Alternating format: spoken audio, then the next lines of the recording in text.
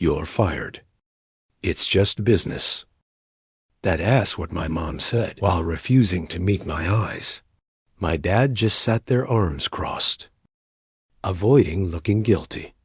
The words felt unreal. Fired by my own parents. From the company I had helped build from the ground up.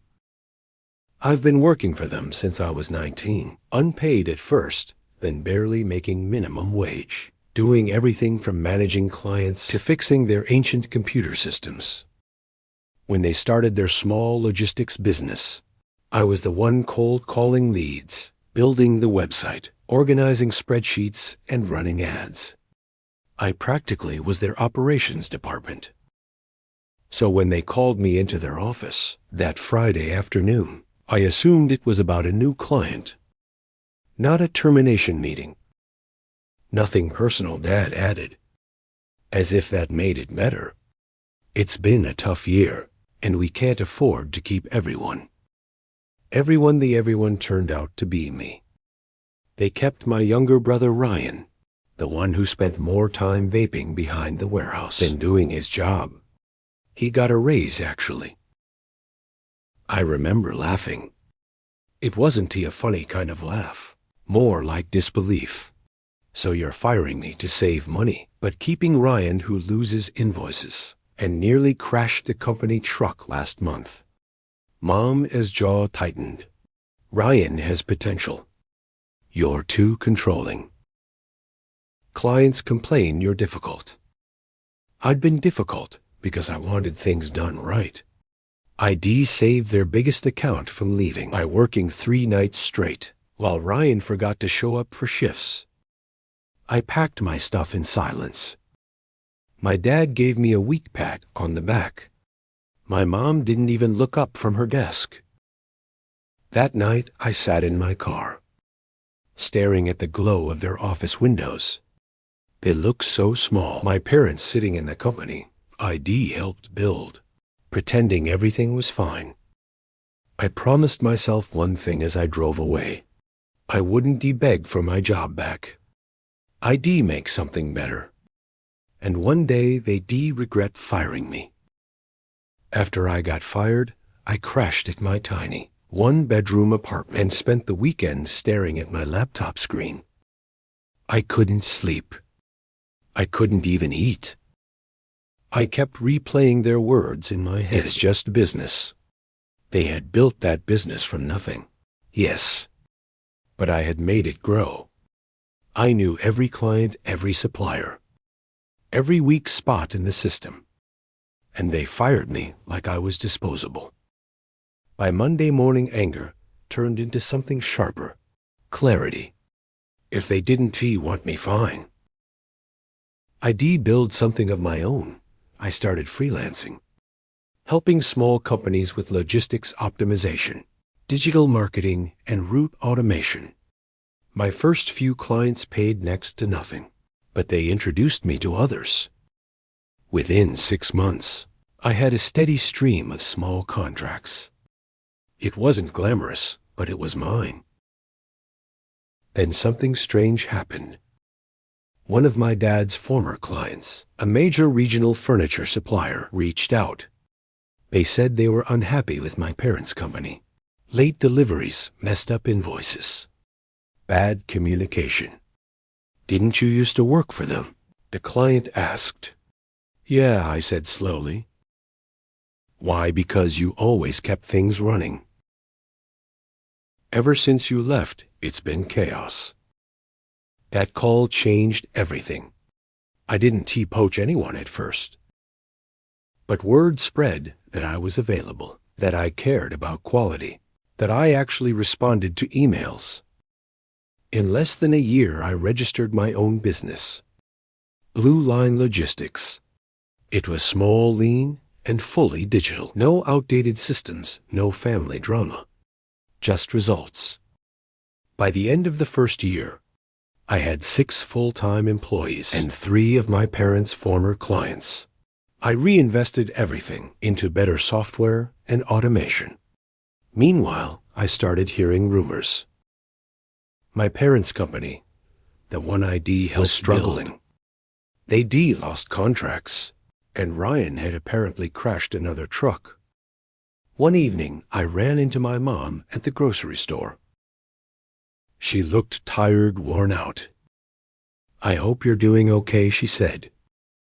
Forcing a smile, I smiled back. "Actually, business is good."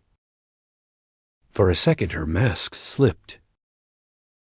Shock, then fear, then something else, regret. She said nothing, just nodded and walked away. That night, as I sat in my apartment, surrounded by the blue glow of my laptop, I realized it wasn't about revenge anymore.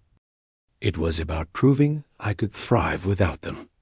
But deep down, I knew this wasn't overdot. A year after I launched Blue Line Logistics, we were finally gaining traction. ID built a small but solid reputation for reliability, the kind my parents' company used to have before everything went downhill. Then out of nowhere, the weird calls began. One client said they'd received an email from my company offering massive discounts that ID never approved. Another told me a representative had called them, claiming Blue Line was about to shut down. At first, I thought it was some random competitor. But when I checked the caller ID records, my stomach dropped. The calls were coming from numbers registered to my parents' company. I didn't want to believe it. They were still my parents, even after what they did. But it got worse. A supplier canceled a shipment, claiming I hadn't paid an invoice ID already cleared. Turns out someone had sent them a forged email with my old signature attached, asking to redirect payment. The document had Ryan's initials on the file name. That's when I knew they weren't just struggling. They were desperate. I could gone straight to a lawyer, but I didn't T. Not yet. I wanted to see just how far they'd go. A few weeks later, I got a call from one of my old co-workers who'd stayed with my parents. He whispered, "You didn't hear this from me, but your dad told everyone you're trying to ruin them. They said you're stealing their clients." I laughed bitterly. That ass Rich. The irony was painful. I hadn't stolen anyone. The clients had come to me because my parents couldn't handle business anymore. But now they were painting me as the villain, the ungrateful son who betrayed his family. When I confronted my dad, he didn't even deny it. He just said, "You made your choice. We're protecting our livelihood." I could feel years of resentment bubbling up. "My choice," I said. "You fired me to save money. You pushed me out, and now you're blaming me because you can't run your company without me." He glared at me, silent. Mom stood beside him, eyes full of guilt but lips pressed tight. That night I realized something. If they wanted a war, they'd get one. Because up until that moment, ID just wanted to move on. But after what they did, the lies, the sabotage, something inside me snapped. I wasn't going to play defense anymore. It was time to fight back. If my parents wanted to play dirty, I could play smarter. I wasn't about to forge emails or spread rumors. That wasn't my style. But I knew their company inside out. I knew their suppliers, their outdated systems, their weaknesses. ID built half of them myself. So I started small. I introduced a subscription-based tracking system at Blue Line, something ID wanted to implement back when I worked for my parents. But Dad always said it was too expensive. My system was modern, transparent, and efficient. Clients loved it. Within weeks, 2 more of their longtime partners reached out to me just to explore options.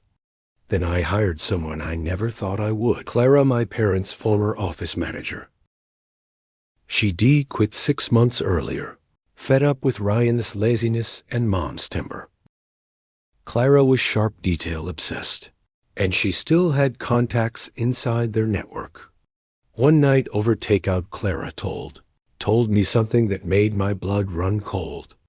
They're months behind on payments. She said quietly, suppliers are pulling out. Your dad is trying to patch things with loans. Loans.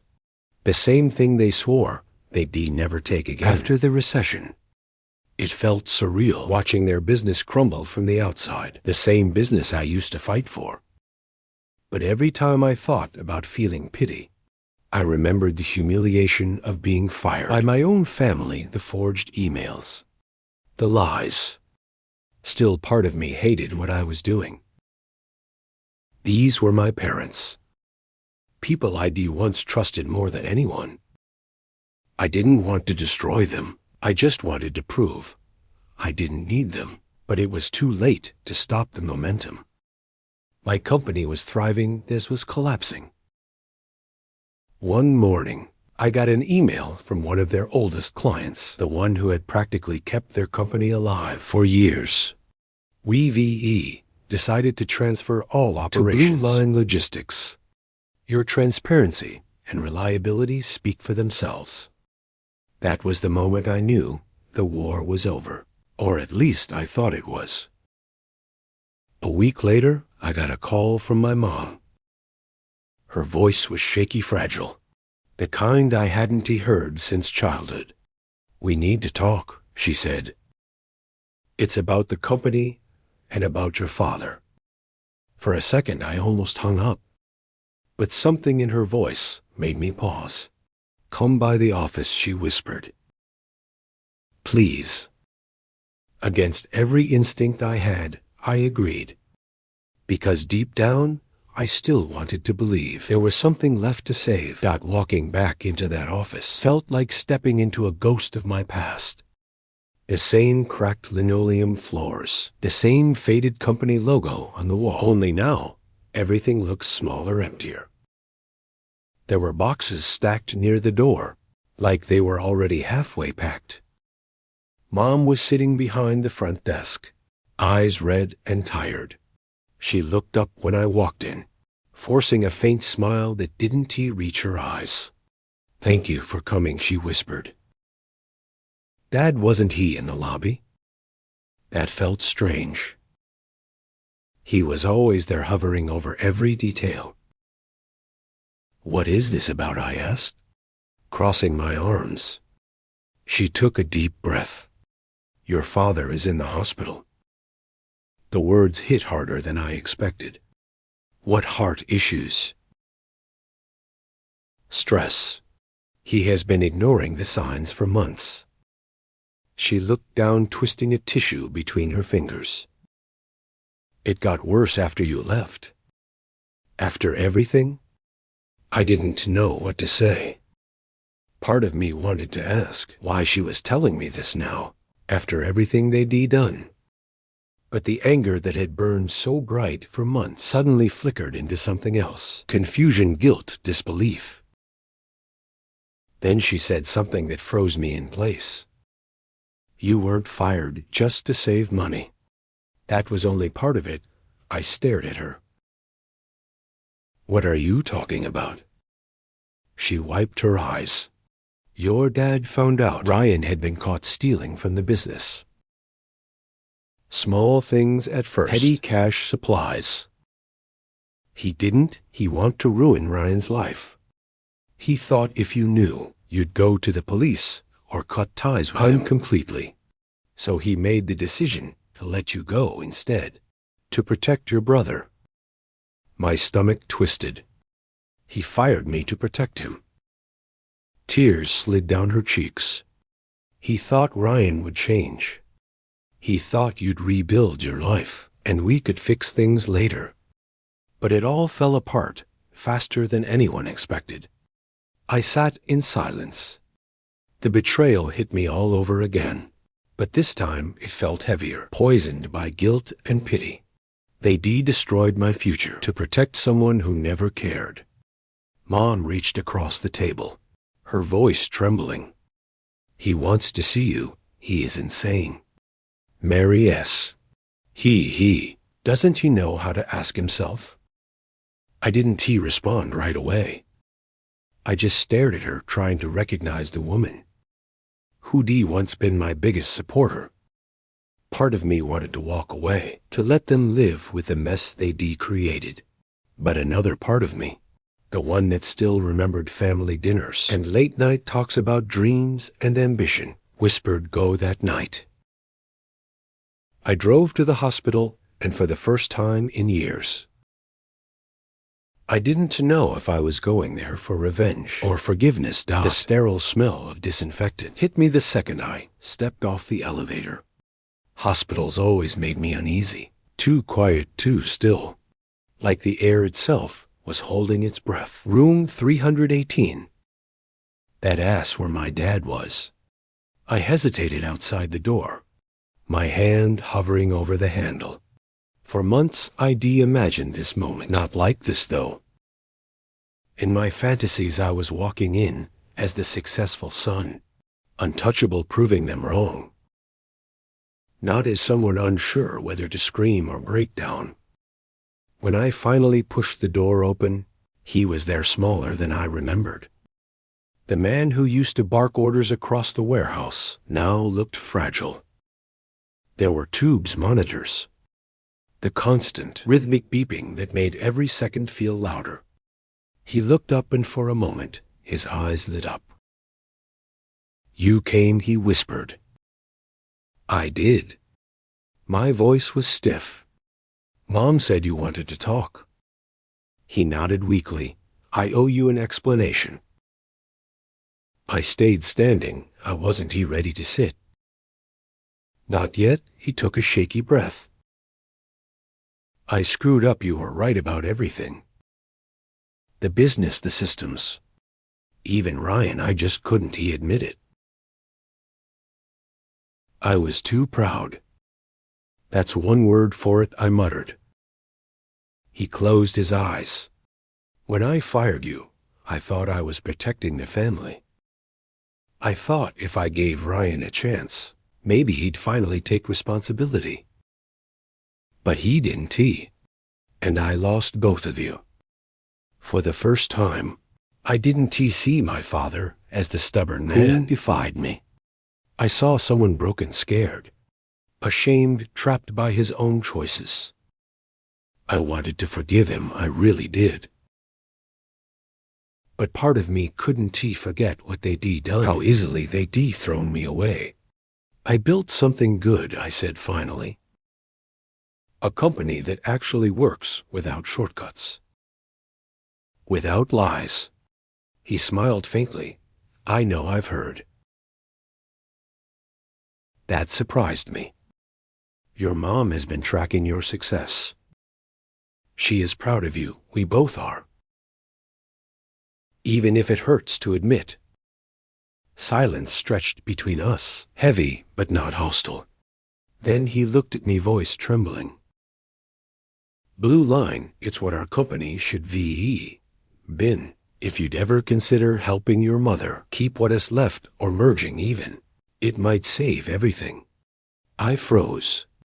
"You're asking me to save the business that fired me?" He didn't deny it. He just looked at me with tired eyes that said more than words ever could. That night I drove home with a war raging inside me. Half of me wanted to let them fail, let the collapse they'd earned swallow them whole. The other half wanted to finally put an end to all of it.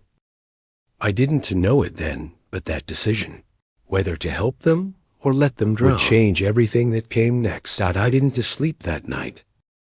I sat at my desk, staring at my laptop, flipping between spreadsheets and empty coffee cups, thinking about what my dad had said. Merge. The word echoed in my mind like a dare. He wanted me, the son they fired, to come back and save their company, to put my name next to theirs again, to clean up their mistakes. Every logical part of me screamed no. They made their choice. They depicked Ryan, they delayed. They sabotaged me. Helping them now would feel like betraying myself, but logic has never been stronger than guilt. 2 days later, Mom called. Her voice sounded brittle. "Ryan's running the office, while your father's in recovery. Things are getting worse." Worse turned out to be an understatement. Clients were leaving faster than they could replace them. Trucks were being repossessed. Payroll was late. And Ryan, in a display of pure arrogance, had started drinking during work hours. When I walked into the office, he was sitting in Dad's chair, feet on the desk, scrolling through his phone.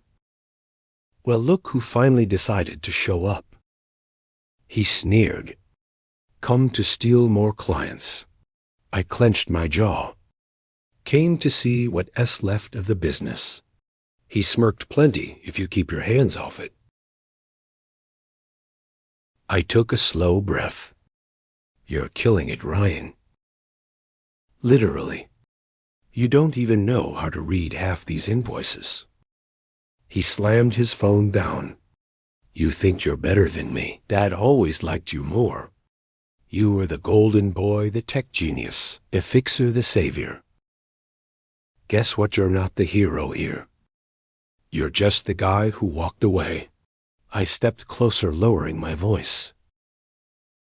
"No, I was the guy who was pushed away." Big difference. The room fell silent.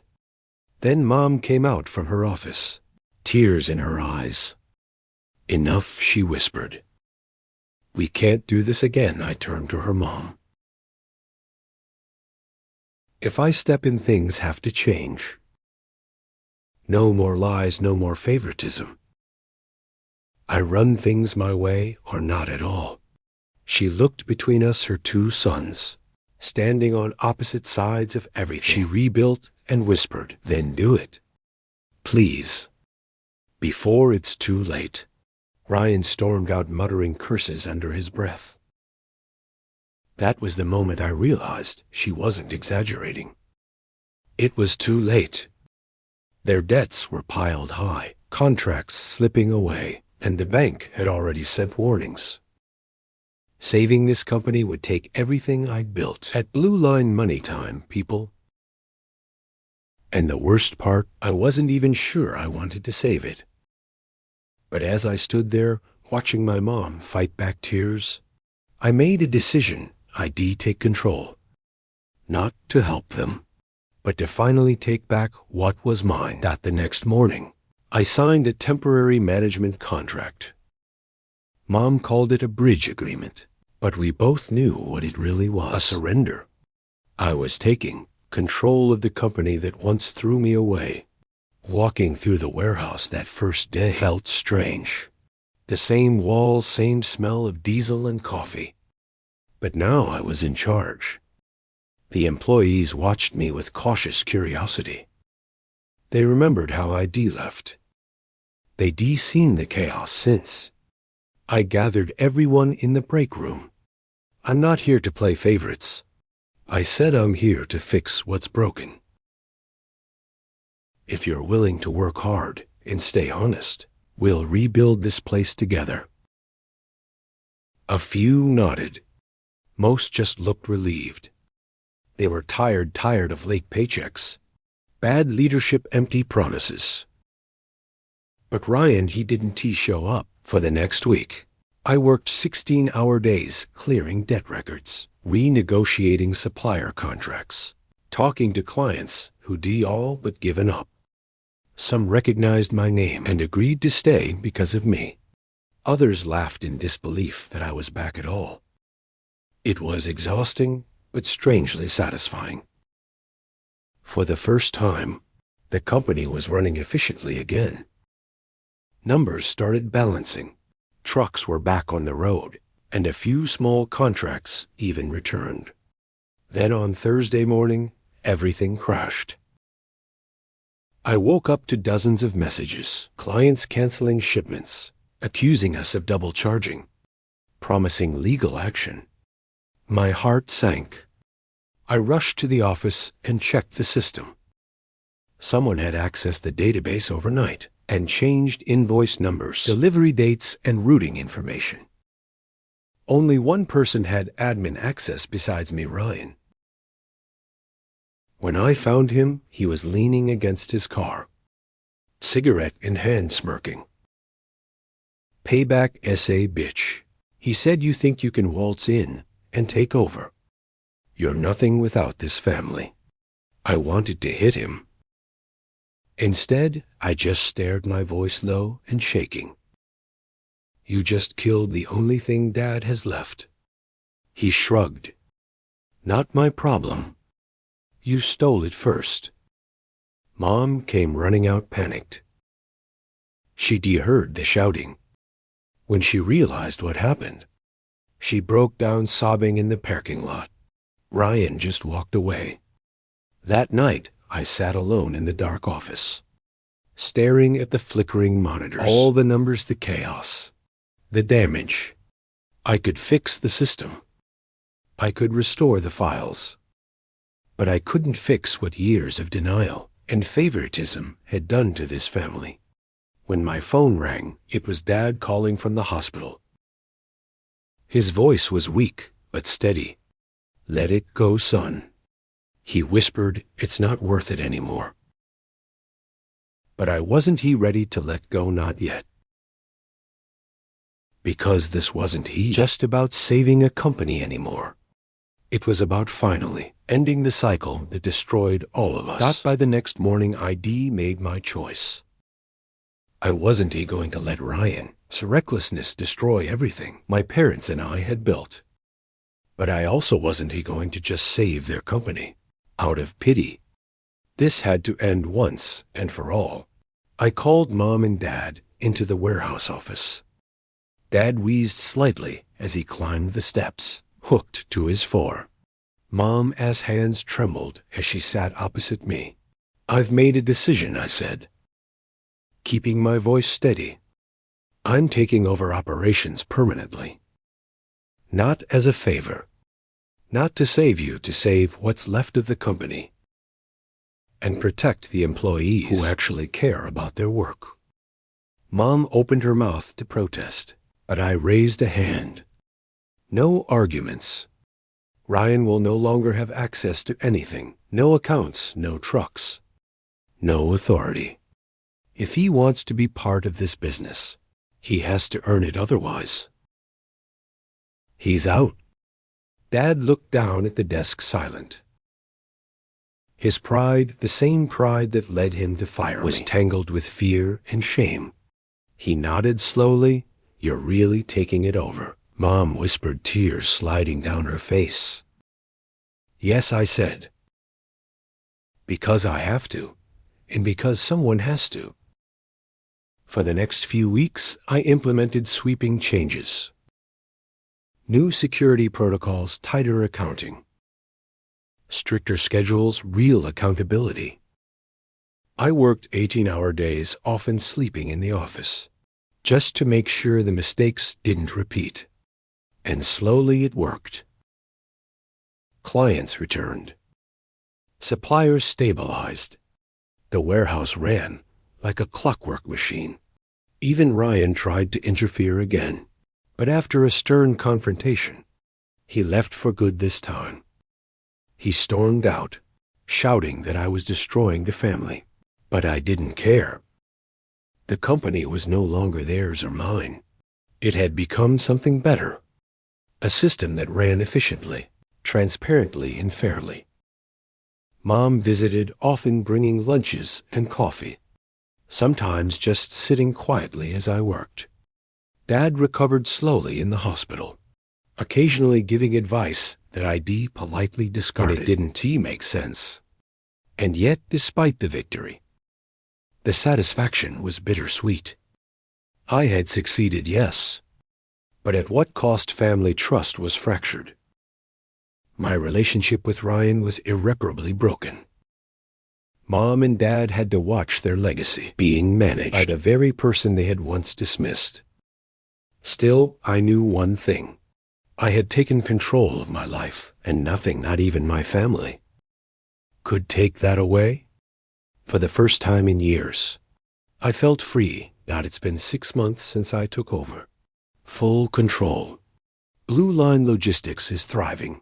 The old family company is stabilized under my management, and the employees, the ones who stuck around, are finally getting paid on time with proper benefits.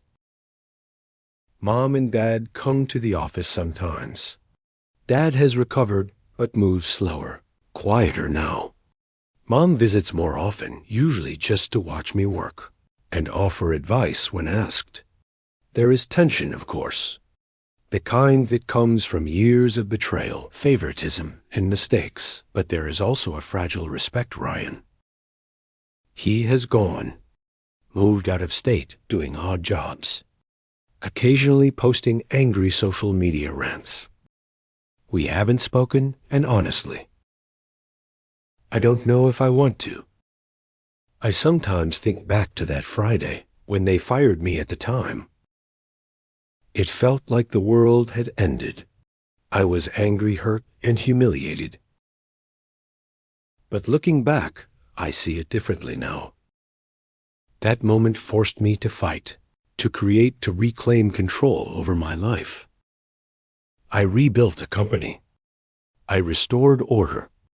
I made sure the employees who relied on me weren't left stranded. And yes, I made my parents watch me do it. Some nights guilt creeps in. Did I go too far? Did I enjoy their suffering too much? Could I have forgiven them sooner and saved everyone from the pain? But then I remember the forged emails, the sabotage, the favoritism that almost destroyed everything. I remember being fired, discarded like a tool I no longer needed. And I realized survival sometimes demands hard choices. So Reddit here's where I'm stuck. AITA. For taking over my parents' business after they fired me and letting them face the consequences of their poor decisions. I didn't do it out of spite alone. I did it to protect what I had built, to ensure fairness, and to restore order. But I also can't ignore the fact that it cost my family dearly. I guess that's what life is: messy, painful, and morally gray. AITA.